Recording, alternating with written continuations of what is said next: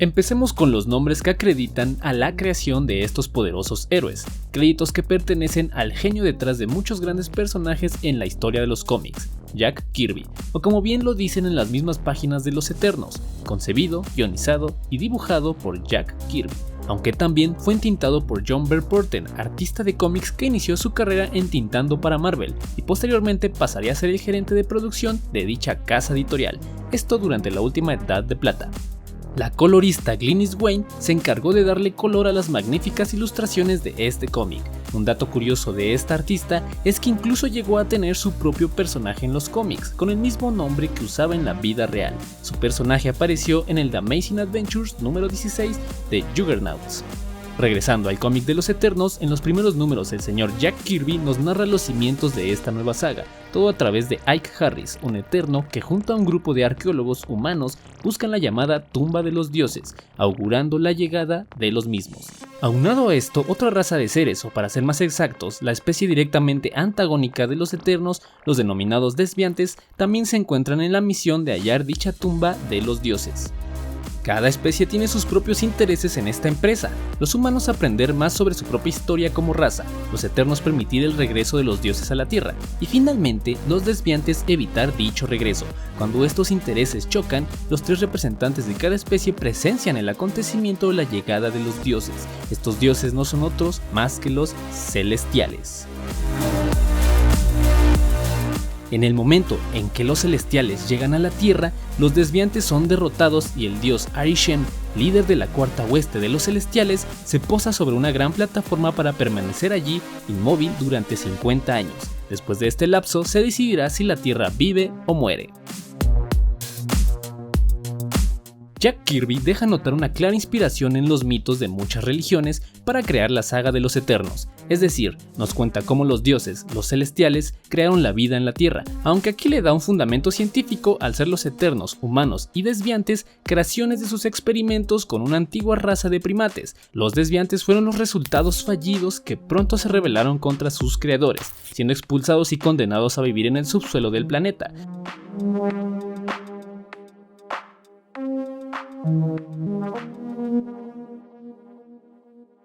Los Eternos fueron su creación más perfecta, parecidos a sus creadores, poderosos e inmortales, decidieron vivir cerca de los cielos, asentándose en las montañas más altas de la Tierra.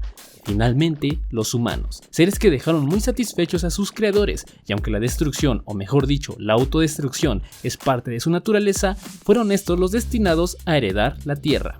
Todo esto es prácticamente el mito de la creación de la religión católica, como bien nos relata John Milton en El Paraíso Perdido. En la historia se nos narra cómo es que los celestiales decidieron tener como aposentos el territorio donde nacería la cultura inca, uno de los imperios más prolíficos de la América precolombina. Los incas adoraban al sol y cometían rituales de sacrificio para venerarlo, como bien se puede constatar con el descubrimiento de los niños de Lulay-Laco, 3 niños momificados encontrados en muy buen estado. Hace un momento mencionaba que la historia de Kirby tiene grandes influencias en los mitos de la creación de varias religiones. Sin embargo, también se puede notar la influencia de Arthur C. Clarke, un grandioso escritor de ciencia ficción que tiene en su haber obras como toda la saga de Odisea del Espacio, sí, la misma que el genio Stanley Kubrick llevaría al cine con su obra maestra, Odisea del Espacio 2001.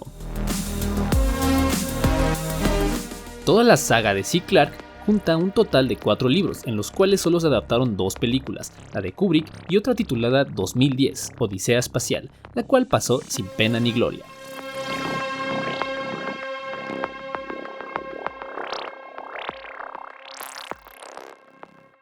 Clarke también tiene la saga Cita con Rama, la cual consta de 4 libros, y finalmente escribió un montón de novelas independientes, entre las que se encuentra El final de la infancia, novela en la que Jack Kirby toma inspiración para crear a sus Eternos. En la novela, una raza alienígena llega a la Tierra y entablan contacto con los humanos, prometiéndoles que justos pasados 50 años revelarían su verdadero rostro a la humanidad.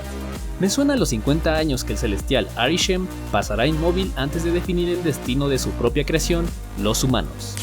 El maestro Jack Kirby, en toda su infinita sabiduría, optó por tener total libertad a la hora de escribir estos nuevos personajes, pero la única forma de lograr esto era separándose de la editorial Maravilla, por lo que inicialmente todos aquellos aparecidos en la saga de los Eternos no formaban parte del universo Marvel. Sin embargo, la editorial optó finalmente por incluir a dichos personajes en sus filas, adquiriendo los derechos, pero el inconveniente de esto era que muchas otras historias de Marvel chocarían con toda la mitología de los Eternos, dejando varias sagas con una notable incoherencia. Para solucionar esto, la inclusión de la saga de Kirby se hizo a través del cómic What If, así como en algunos números de Thor y las historias de Olympia. Algunos de los personajes más importantes que conforman a los Eternos son Aguinar, Ayak, Domo, Lars, Druig, Duende, Gilgamesh el Eterno Olvidado, Ikaris, quien es el primero y más importante de los Eternos aparecidos en los cómics de Jack Kirby. Su nombre humano es Ike Harris, Kingo Sunen, Makari, Cersei, Sina, Valkin, Sarin, Suras y Thanos, el titán loco. Ahora, para hablar de Thanos como un Eterno, hay que mencionar que es hijo de los Eternos Lars y Sui San. Nacido en Titán, el buen Thanos nació con la apariencia de los desviantes, por lo que su propia madre intentó matarlo. Pero si quieres aprender más sobre el Titán loco, te recomiendo que le des clic a esta tarjeta para ver el video de curiosidades sobre Thanos. De todos los Eternos, el más poderoso es Cronos, abuelo de Thanos. Cronos era el líder de los Eternos hasta que sufrió un terrible accidente perdiendo su forma corpórea, pero renaciendo como una conciencia cósmica, cuyos poderes el mismo Titán loco ha comparado con los de nada más ni nada menos que Galactus. A lo largo de este video ya mencioné varias inspiraciones de Jack Kirby a la hora de crear a sus personajes, pero ahí no termina la gran cultura general con la que el artista contaba, ya que en los números escritos por Kirby también se notan referencias a varios temas, que citaré a continuación. El Triángulo de las Bermudas, el continente perdido Lemuria, la bomba atómica, el Arca de Noé, el Diablo y el Infierno, Circe, la diosa hechicera griega, el mago Merlín, el Monte Olimpo, Mercurio de la mitología romana, el incendio de la ciudad de Roma durante el gobierno de Nerón, Atila, rey de los hunos, Quetzalcóatl, así como mucha mitología prehispánica, la escalera de fuego, los combates de gladiadores en el Imperio Romano, el escritor William Shakespeare, el siglo XVI en Japón, el cuento Aladino y la lámpara maravillosa incluido en las 1001 noches y por supuesto la mitología sobre Hércules o Heracles.